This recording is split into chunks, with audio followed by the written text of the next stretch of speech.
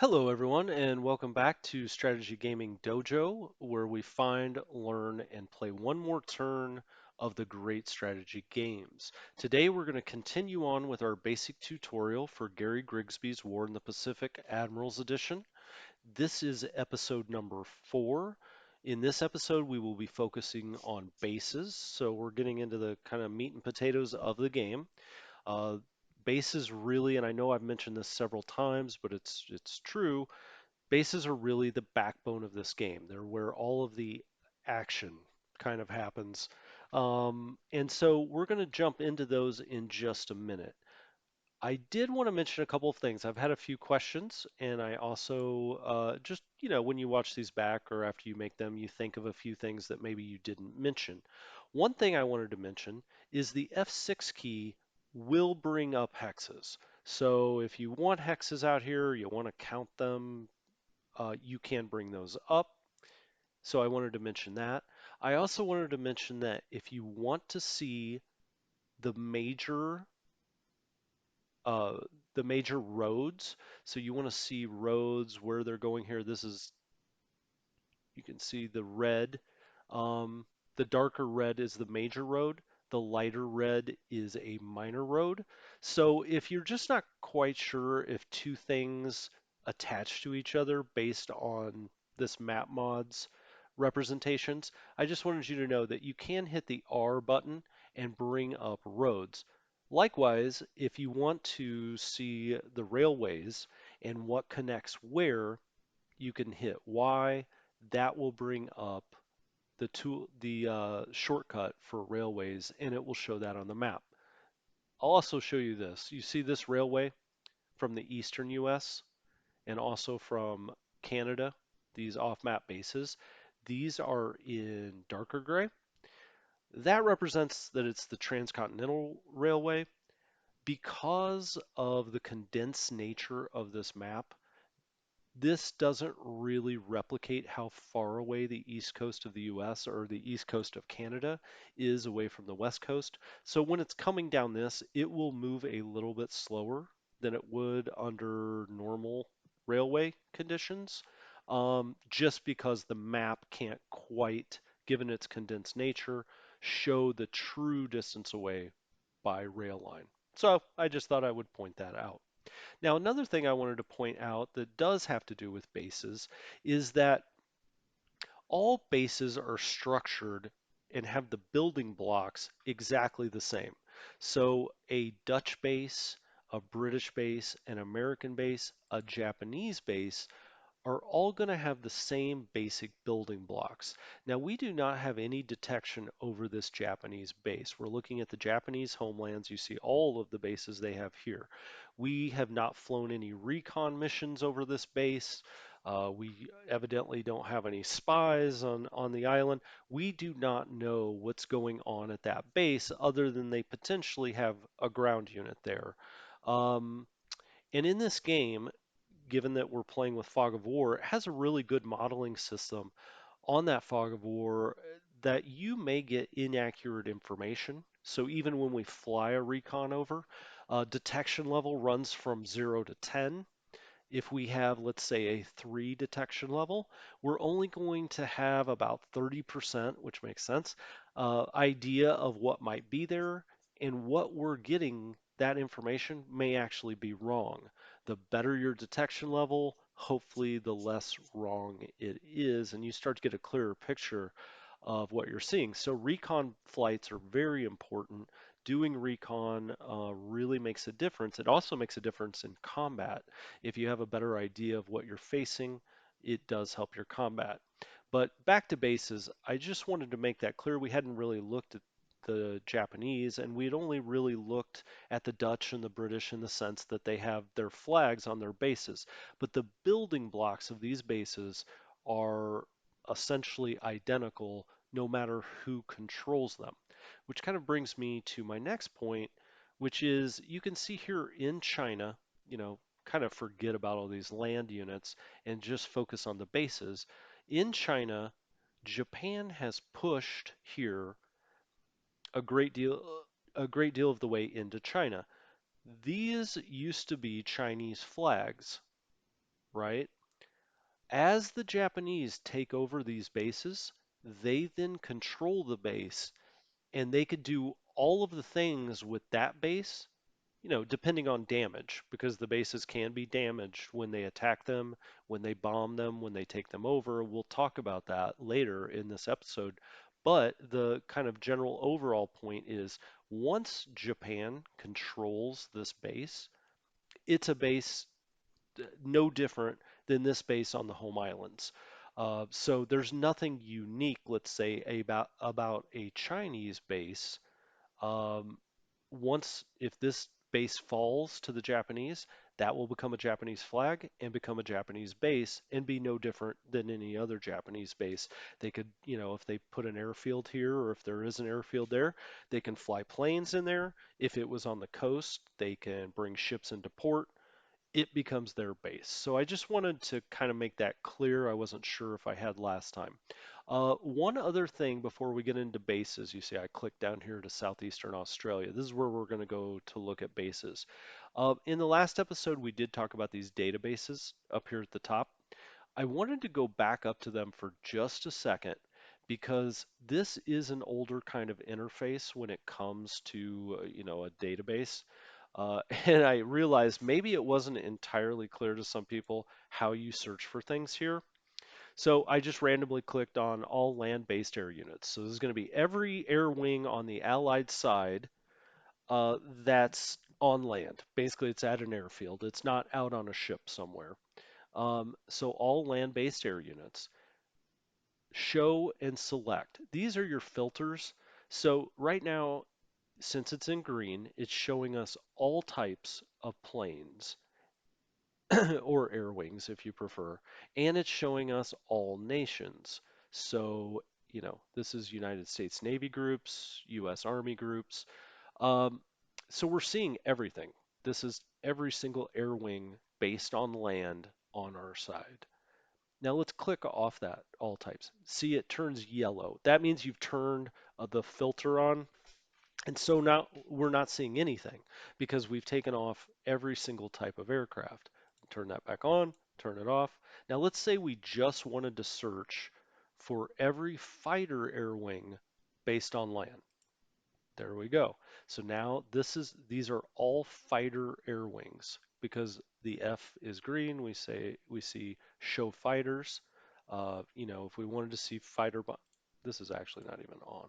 It's sometimes this interface is hard to deal with. Let's turn back on all types really fast. Okay, they're all green again. Turn them all off again. Sometimes when you roll over them, they'll turn green even though they're not selected. So now let's get the cursor down here. This is every fighter wing. And let's say that you wanted to go look at that fighter wing for some reason. You can click over here on location, Chengdu. This will take us to Chengdu. If you look down here, that fighter wing is is lit up, is highlighted. You can go to that fighter wing, you can look it over, what makes it up. So that's a very nice way, and that's really how these databases work is, you can filter down your searches. Let's get back to all types. So we've got all types. Let's take out all nations, and let's just look at U.S. Army fighter wings, or I'm sorry, U.S. Army air wings. They could be anything, right? Because we had all of the green lit up there. So this is every single air wing for the U.S. Army. All right, so hopefully that made that a little more clear if it wasn't clear before, exactly how you search and filter and the fact that you can go and look at these. So let's go look at this one, the 11th BG 26th BS. Let's go out there. It's at Pearl Harbor. We've now got it lit up and you'll see 11th BG 26 BS. This is it. So you could go find it that way. Or, you could go find every fighter air wing that's Australian in the game. You can filter things that way. So let's get into bases. Again, we're going to head down here to southeastern Australia. I think it's got a nice wide variety of the different kind of bases that you'll encounter in the game. As I said, the bones of every one of these bases is the same. It's just a matter of what's different that's actually there. So let's go to Port Kembla. Port Kembla is lit up here. We know that there is at least one ground unit, and we know that there's some ships at port. We don't have any task forces here, and we don't have any air wings here. Um, and let me draw here for a second. I know that there are a ton of component parts to this game, but basically when you cycle around to different bases, if you just keep these things in mind that are right here in this box, you're 80% of the way there. These are the really important items of information for every base. So what are we seeing here? I'll get out of that.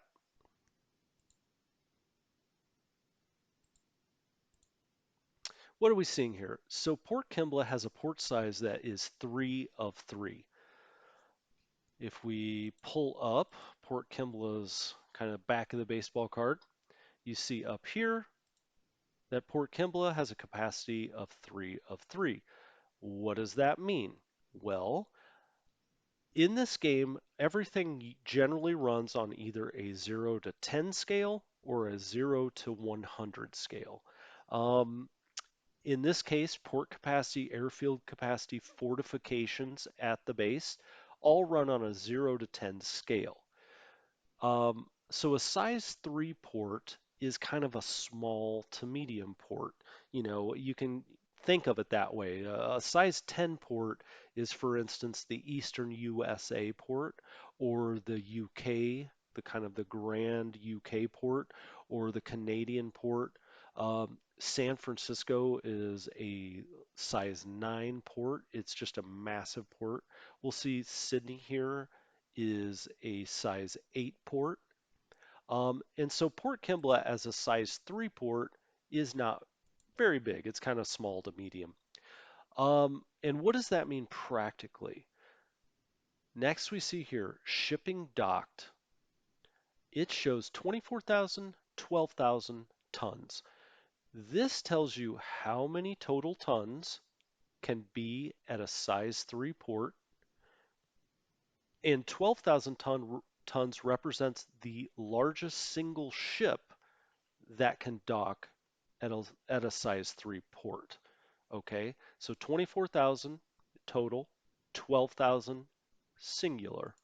Um, let's go up to Sydney and show what a size 8 port can do. A size 8 port can handle 128,000 tons of shipping docked at its port. So you can see just a massive, massive size bigger from 24,000 to 128,000. And Sydney can handle a single ship up to 72,000 tons. So that's kind of how it works. It goes on a 0 to 10. And as you get used to the game, you'll kind of recognize what places have the big, massive ports. That's where the vast majority of your cargo is going to be coming into. So Sydney gets the vast majority of cargo from the west coast of the US if it's coming all the way to Australia. Brisbane is also a decent sized port. It's exactly medium. It's a 5. Um, let's see what Melbourne is. Melbourne's a 7. So not as big as Sydney, so just to give you an idea of the size. So this can handle 104,000 total, 60,000 in any one ship. So let's actually go back to Port Kembla. It's a 3 of 3. Then you say, well, what's that number in parentheses? The 3 is kind of the maximum suggested size. I think they call it maybe they call it suggested maximum size. The idea is the game is telling you for this location, for the equipment that they have, for the natural harbor, etc., the largest port capacity that they sort of recommend is a 3. You are not bound by that. You can actually go 3 over that. So you could, at Port Kembla here, go all the way up to a size 6 port. Um, And how would you do that? You click on Expand Port. And that's what these buttons are over here.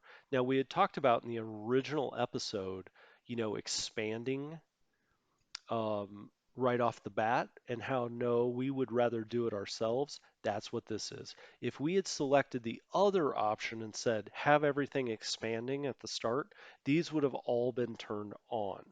So, build fortifications. It's building.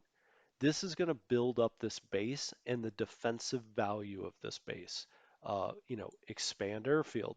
So you look over here, it's interesting. So the way you know that it's on is because it says stop. So if you clicked on this button to stop it, it would stop it. Um, so now you see all of these expanding.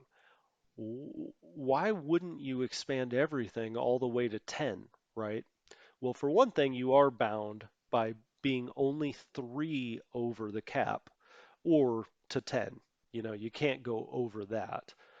That's as big as it gets in the game. But also, when you're expanding above the suggested maximum size, it eats up a lot more supply. So, when we're going here on the airfield from 3 to 4, that's a normal supply cost.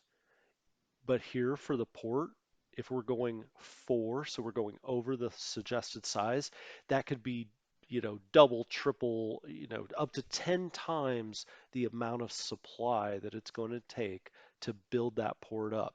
So you want to be a little bit careful or cognizant of the fact that as you build these things up, once they get over their suggested size, they're going to be eating a ton of supply. Now, what determines how fast this happens or how quickly that percentage counter goes up and takes you to the next level? That's going to be engineers. So you see, we don't have any engineers here, any engineer vehicles. Engineers and engineer vehicles, they repair your bases. So if this base gets bombed, it's going to get damage. It can get port damage, it could get airfield service damage, or airfield runway damage. I would just like to stop and say this is what makes this game so great, right? They don't abstract out to, oh, you have airfield damage. They really get down to, what services the airfield and the actual runway itself. And that will be on a scale of 0 to 100, of course, because that's just the kind of thing in this game that's modeled 0 to 100. So kind of sizes, these sorts of bigger abstractions are going to be 0 to 10. Actual damage would be 0 to 100. So engineers and engineer vehicles are going to, first of all, try to repair what you have. If you don't have any damage, they are then going to build whatever you're telling them to build. Now, I can tell you, just from a kind of a grand strategic idea here, we would not expand this port. Why? Because it's literally next door to a massive port where we're going to be bringing this in. So why waste the supply going over our limit here at Port Kembla when ships can go to the hex right next to it and dock, and it has a huge, docking capability? Why build this up and eat a bunch of supply? We just wouldn't do that. So while we're talking about port size, let's just bring up the rule book, which, of course, one of those exciting things to do when you play a game. But in this game, I think this is very important. So let's just take a look at it very quickly. As we talked about, Port Kimball is a size 3 port. You see this 12,000, largest ship docked at port. I think maybe earlier I said cargo. I didn't mean to make that distinction. It's any ship. So this could be a destroyer, it could be a cruiser. It cannot be over 12,000 tons.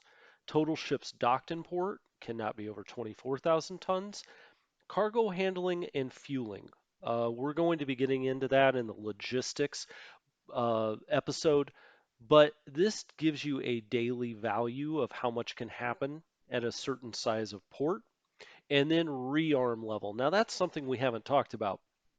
This game again gets really into details. If you have a battleship that goes and bombards a base before an invasion, it's going to run out of shells. It's going to run out of the war making devices it needs. it's going to have to rearm. Now, every ship in this game is assigned a home port by you. So whether it be an individual ship that's just going to be at anchor or in a task force, those all have home bases that they will return to when their missions are over. And of course, we're going to get into that when it comes to ships. But I really wanted you to see one thing here, which is rearm level. And this rearm level at level 7 jumps. It takes a huge jump. Um, so let's talk about that for a minute.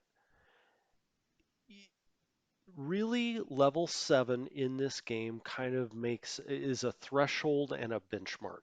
Over 11 or over level 7 is what's considered a major base, and it's also going or a major port, and it's also going to be considered a major airfield. Now, they're not called that in the game, but what it really means is these are the big ones. These are where a lot of your stuff is going to be coming into, going out of. And as you can see, it's going to be rearming most of your ships. So for your big task forces and your big capital ships, you're going to always want to set them with a home port that is at least a level 7. When we get to airfields here in a moment, that also means that the big aircraft that you're running, like a B-29, the big fortresses, you're going to want those at a level 7 airfield. So just kind of in your mind, think about level 7 taking it to a whole nother level as far as the size of what you're dealing with and the rearm levels. All right, back to the map after that little detour. One thing I thought I should show you, so let's go back to Port Kembla here.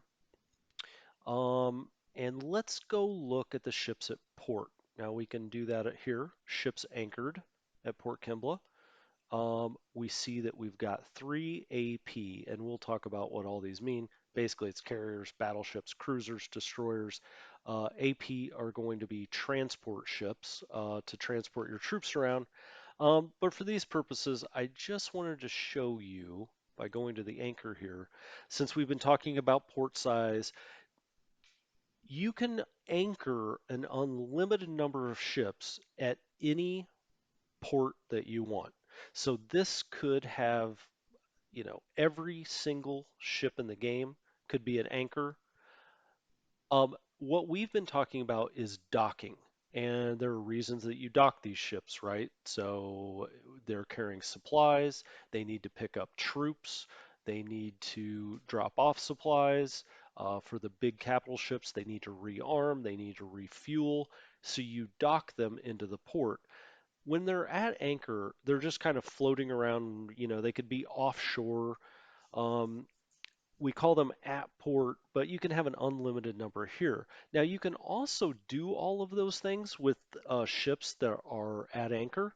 It's just much slower. So you're always going to prefer docking your ships if you can, assuming they're doing something. If they're not doing anything, then, of course, keep them at anchor. But since we were talking about the size, I did want to bring up a ship or two here and just give you an idea of the sizes we're talking about. So this is an XAK. It's a cargo ship.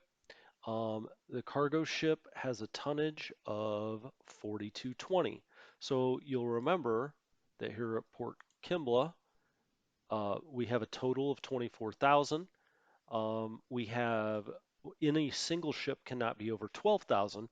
So if we're dealing with that cargo ship that's 4220, and we put this in a task force and wanted to dock it, that's fine. We could, if we had 5 of these ships, we could do that because it does not break the single ship limit, which is 12,000.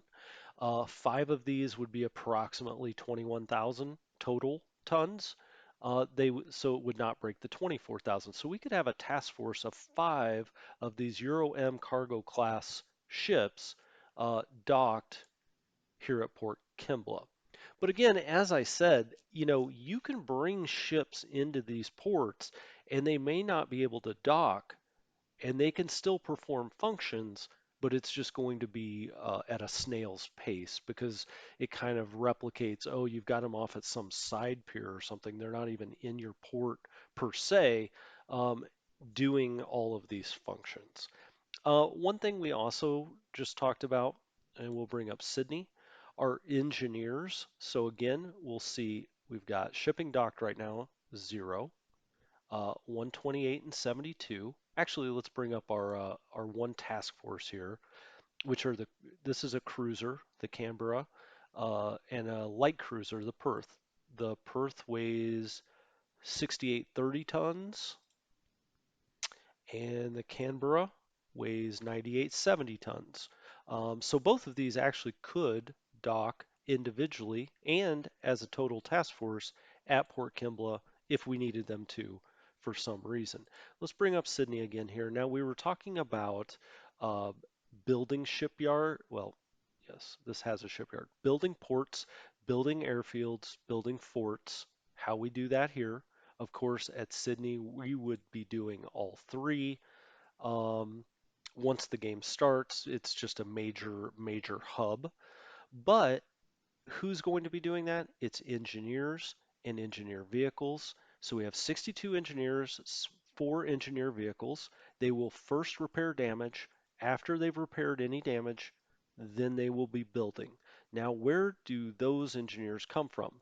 This is going to kind of go into the ground unit section, but I just wanted to show you that we have an engineer unit here.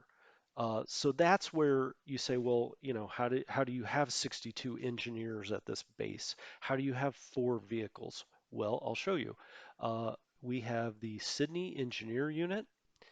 It's actually a fixed unit. We couldn't even move it if we wanted to, because these engineers are the Sydney guys that are going to be helping us repair any damage if there is any and build up all of the things at this base.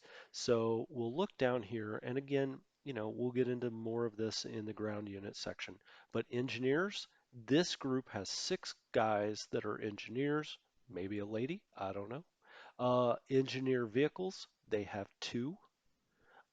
Okay, so we know that we said we had 62 engineers and I forget, maybe 4 vehicles.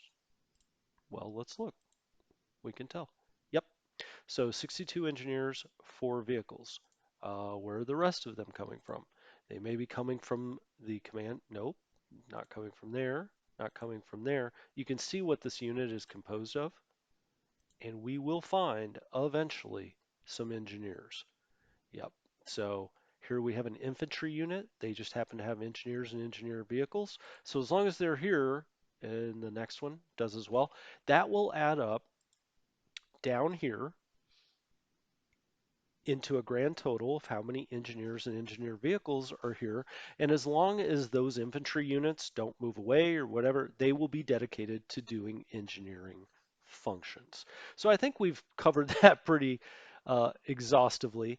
While we're here at Sydney, I will say defensive mines. We will get into mines when we get into ships, but this tells you how many defensive mines are at the harbor at Sydney. We can lay those mines. There are special ships to take care of those mines to make sure that they don't, think about it. If we just lay mines and then we don't pay any attention to them, they're going to float away. They're going to explode on accident. Now, I will tell you when it comes to mines, you know where your mines are for the most part, so they're not really going to blow up your own ships. Uh, but there are special ships that take care of these. Uh, we've already talked about the shipping docked, troop capacity. So these are like stacking limits. This shows you how many troops are actually at Sydney and how many troops could be at Sydney. So it's unlimited. You could have as many ground troops at Sydney as you wish, which is probably pretty accurate, right? In World War II, in and around Sydney during the war effort, heck, they would have put them up at hotels, they would have put them in people's homes, whatever it took. So you can have an unlimited number of troops there. It will take more supply that we'll get into in a minute, but let's get out to Lord Howe Island. Now, Lord Howe is very small. It does have a little size 1 port. Um, it has no airfield. Very little is going on out at Lord Howe Island. Let's look. Now, Lord Howe Island has no troops there. It could have up to 60,000. That comes with a caveat, which is you do have fuel limits and supply limits, meaning this is how much they can have on hand.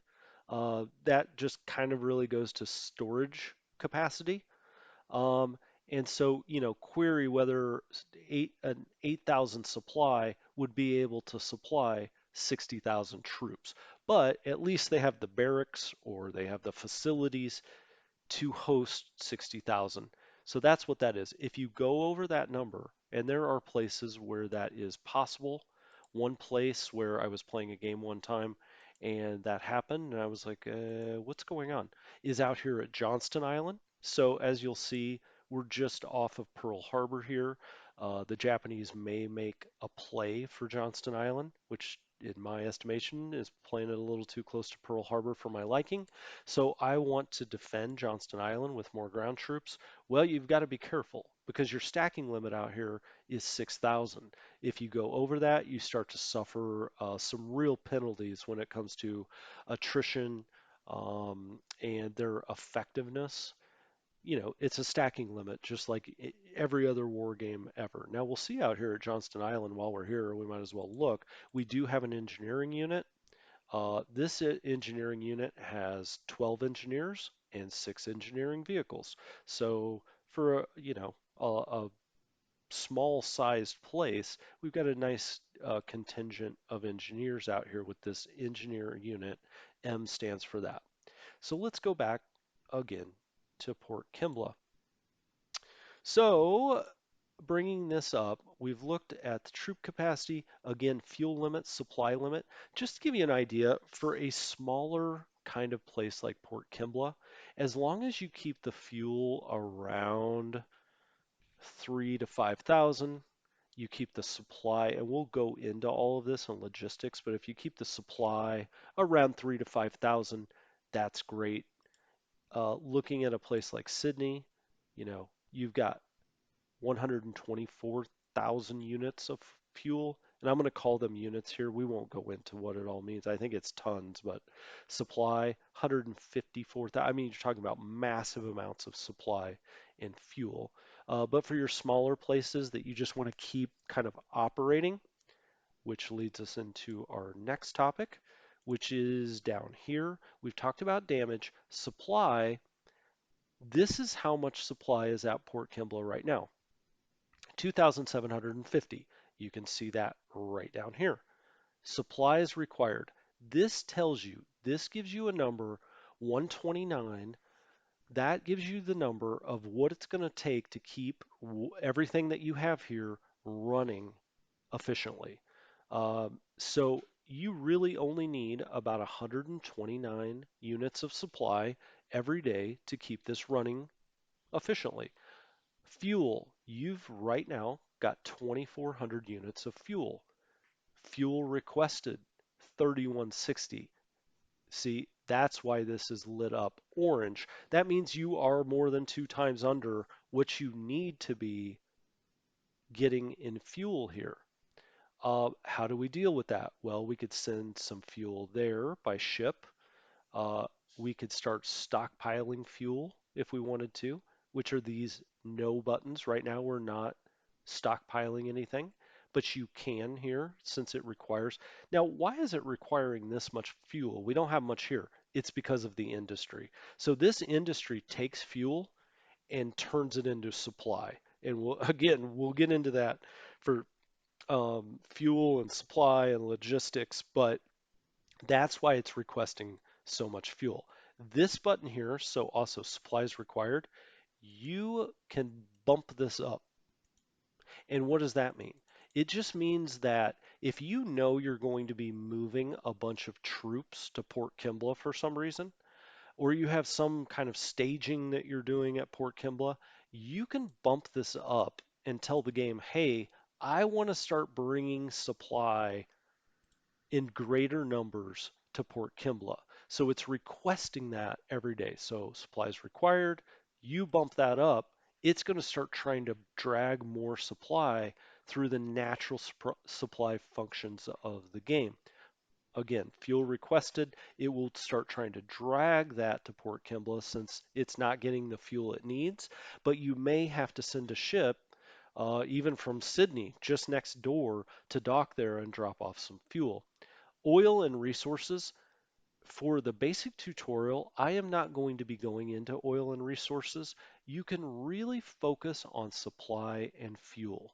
Those are the two things that matter. Supplying your troops, supply also helps with aircraft, and fuel, which helps move your ships. So as long as you focus on those two things, there's a couple places we'll talk about oil because some of the Dutch East Indies places you need to get oil out of there as the Japanese come and try to take it.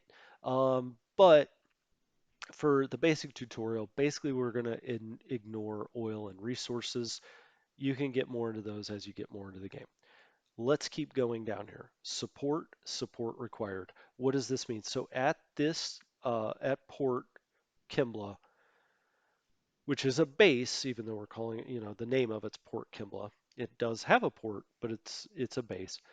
At this base, just to keep everything running the way it should, with your two ground units that are here, with the industry that's here, to keep the port and the airfield running, you need 60 support required.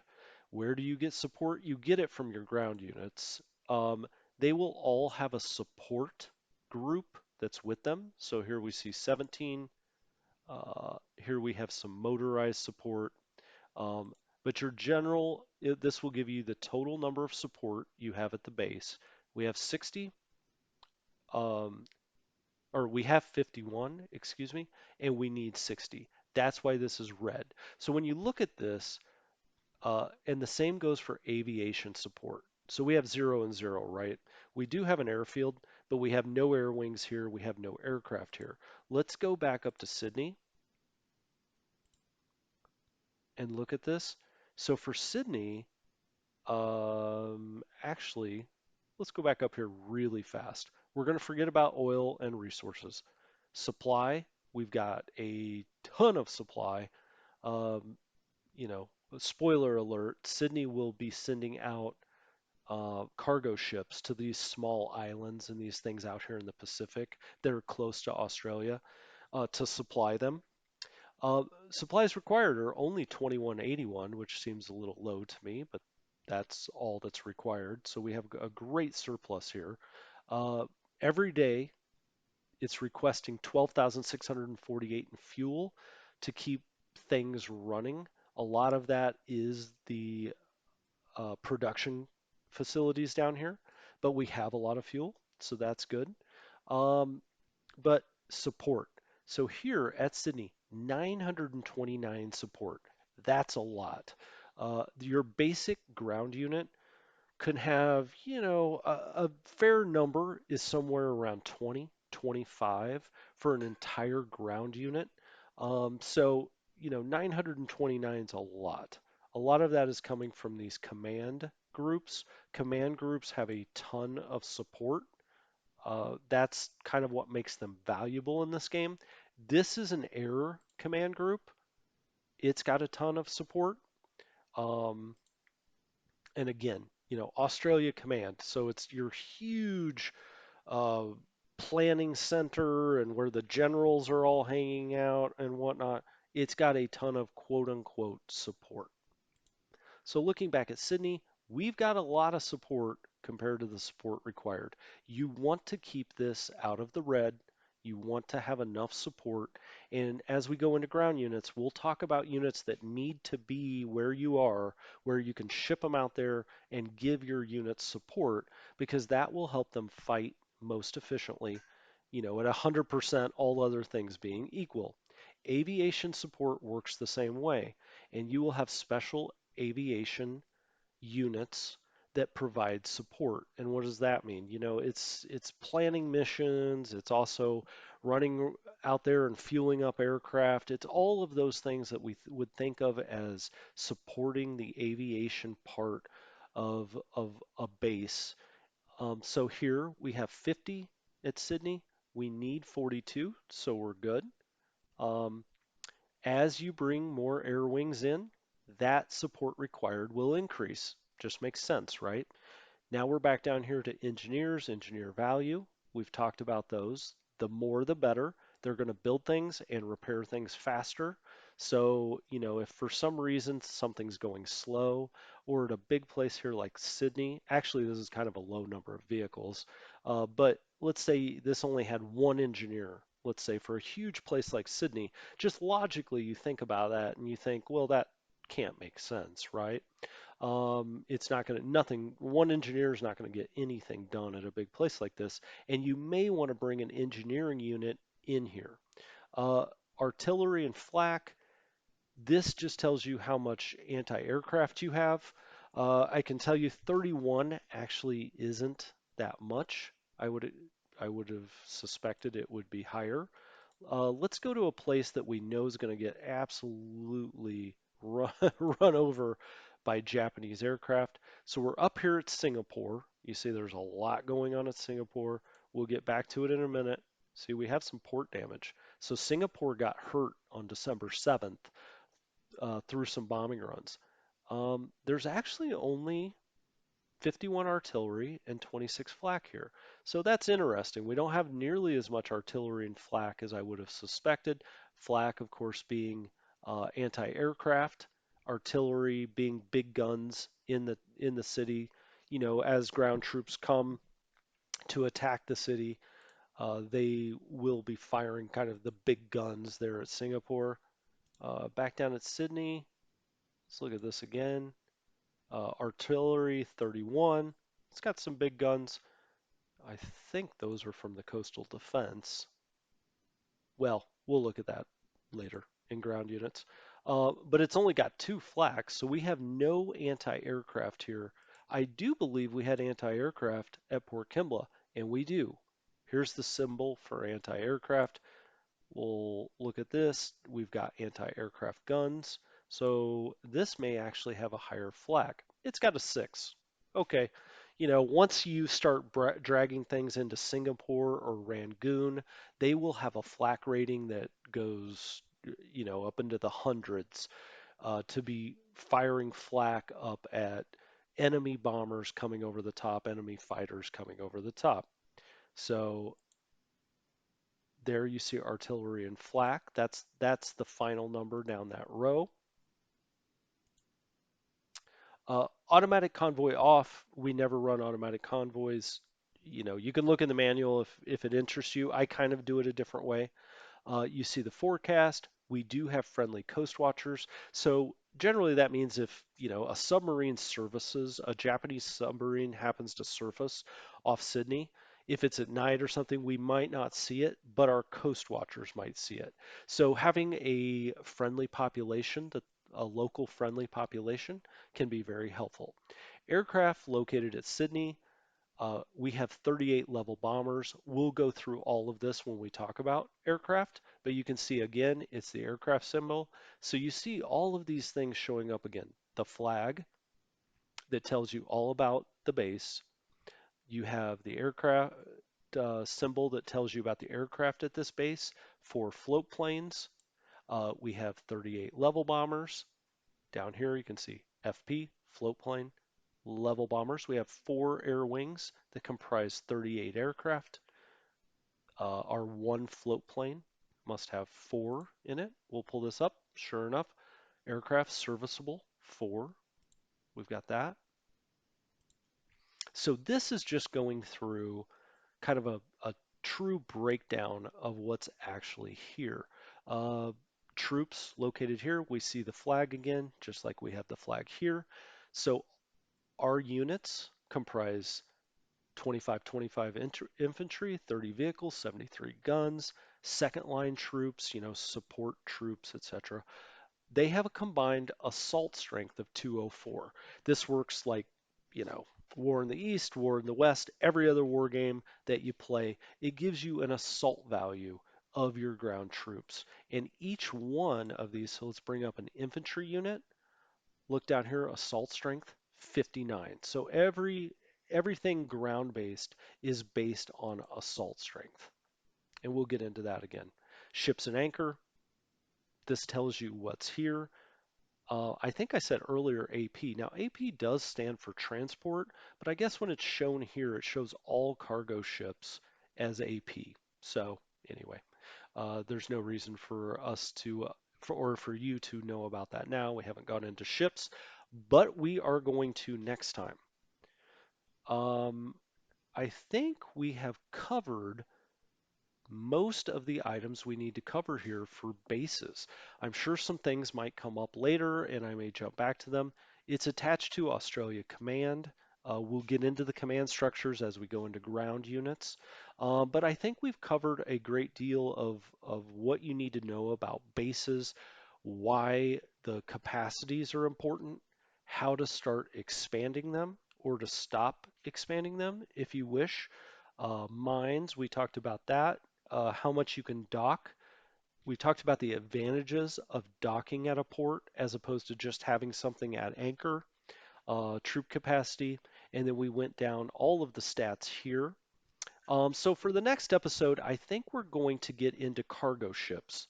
We're going to do I'm going to kind of do cargo ships along with logistics, but that will get us used to setting up task forces, how you give them orders, how you give them home bases, how you tell them where to go and to come back, and tie that into logistics because it's such an important part of this game. And you keep seeing things like supply and fuel with no explanation. Um, and I think next episode we can get into that and, kind of tie those two things together.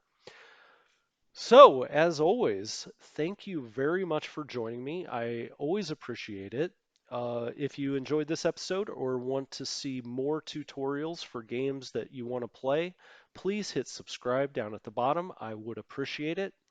For Strategy Gaming Dojo, I'll thank you again and see you next time.